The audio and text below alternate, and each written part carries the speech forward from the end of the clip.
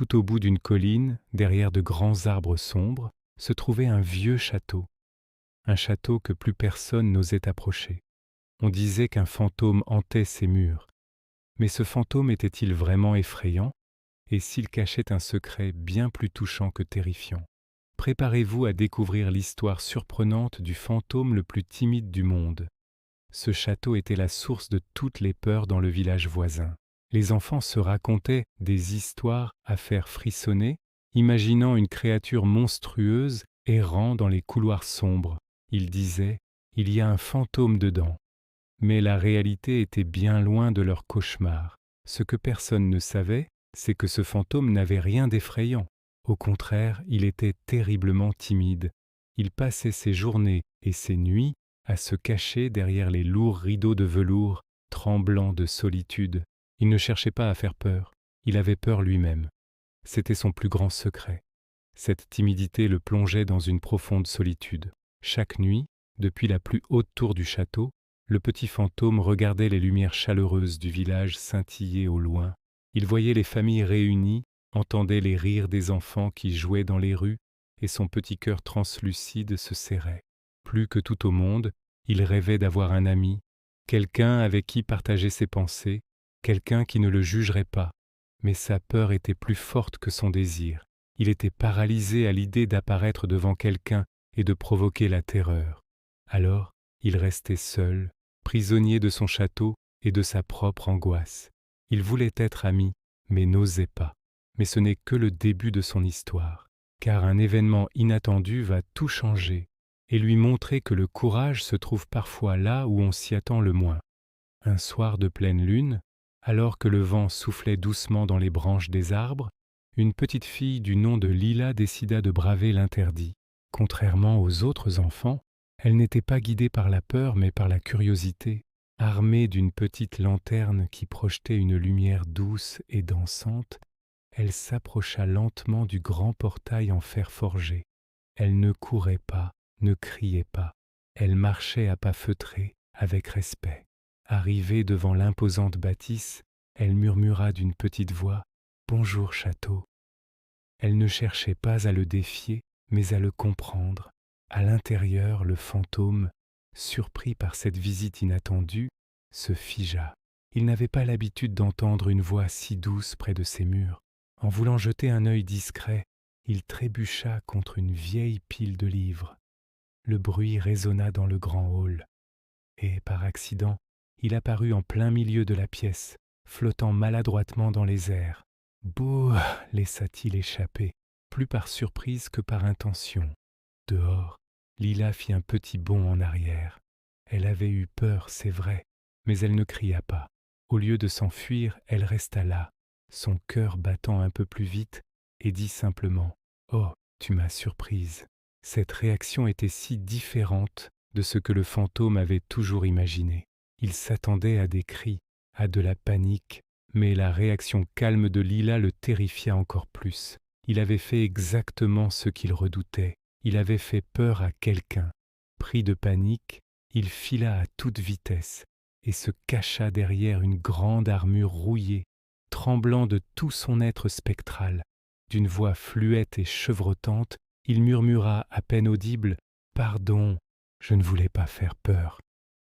Il se sentait honteux et misérable, persuadé d'avoir gâché sa seule chance de ne plus être seul.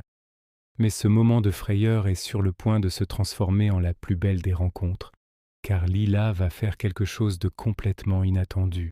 Voyant le fantôme se cacher et l'entendant s'excuser, Lila comprit immédiatement. Ce n'était pas un monstre, c'était une créature effrayée. Avec une douceur infinie, elle posa sa lanterne par terre, laissant sa lumière chaude illuminer la pièce. Elle s'assit en tailleur sur le sol froid et dit d'une voix apaisante « Tu sais, moi aussi j'ai peur parfois ». Ces mots, simples et sincères, flottèrent dans le silence du château. Lentement, très lentement, une petite tête blanche et translucide dépassa de derrière l'armure. Le fantôme la regarda avec ses grands yeux inquiets et demanda d'une toute petite voix « Vraiment ?» Pour la première fois, quelqu'un ne le voyait pas comme une menace, mais comme un égal. Rassuré par la gentillesse de Lila, le fantôme sortit entièrement de sa cachette. Il s'assit en face d'elle, flottant à quelques centimètres du sol. Il lui expliqua alors son secret, sa solitude qui durait depuis des siècles, sa peur panique d'être rejeté à cause de son apparence. Il lui raconta comment, jour après jour, il s'était renfermé sur lui-même, se cachant de tout le monde, jusqu'à finir par croire qu'il était destiné à rester seul pour toujours. Lila l'écouta attentivement, sans jamais le juger. Dans la lumière chaleureuse de la lanterne, le vieux château semblait soudain moins effrayant, presque accueillant.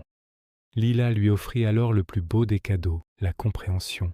Elle lui sourit et lui dit « Le vrai courage, ce n'est pas de ne jamais avoir peur. Le vrai courage, c'est d'oser parler de ses peurs. » Ces paroles résonnèrent profondément en lui.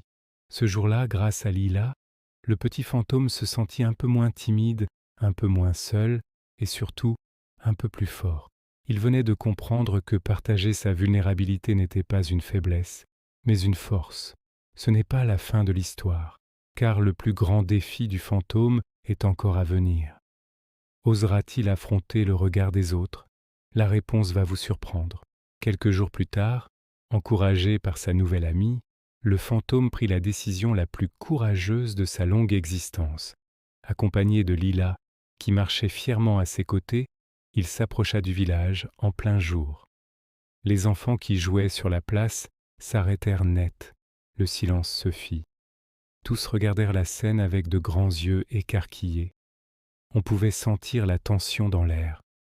Le fantôme sentit sa vieille peur remonter, mais il jeta un regard à Lila, qui lui fit un clin d'œil rassurant. C'est alors qu'un des enfants, au lieu de crier, pencha la tête sur le côté et dit à Lila, avec une curiosité non dissimulée, « Il est mignon ton fantôme, Kokesi. » Ce simple compliment brisa la glace. Un autre enfant s'approcha, puis un autre. Ils n'avaient pas peur. Ils étaient fascinés. Ils posaient des questions. « Est-ce que tu peux passer à travers les murs? Comment tu t'appelles ?»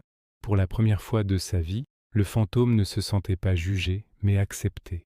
Un immense sentiment de joie l'envahit, et un son étrange et merveilleux sortit de lui, un rire pur et cristallin qui fit écho sur la place du village. Il n'était plus le fantôme seul et triste du château. Il avait trouvé des amis. Depuis ce jour, le château sur la colline n'est plus un lieu de peur, mais un lieu de joie. On n'y entend plus le silence de la solitude, mais les rires du fantôme et de ses nouveaux amis qui viennent jouer avec lui. Cette histoire nous rappelle une chose essentielle.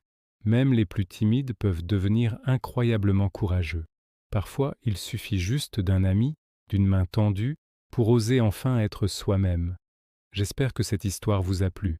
Si vous voulez découvrir d'autres contes magiques qui réchauffent le cœur, n'oubliez pas de vous abonner à la chaîne et d'activer la cloche pour ne manquer aucune nouvelle vidéo. Merci d'avoir regardé et à très bientôt.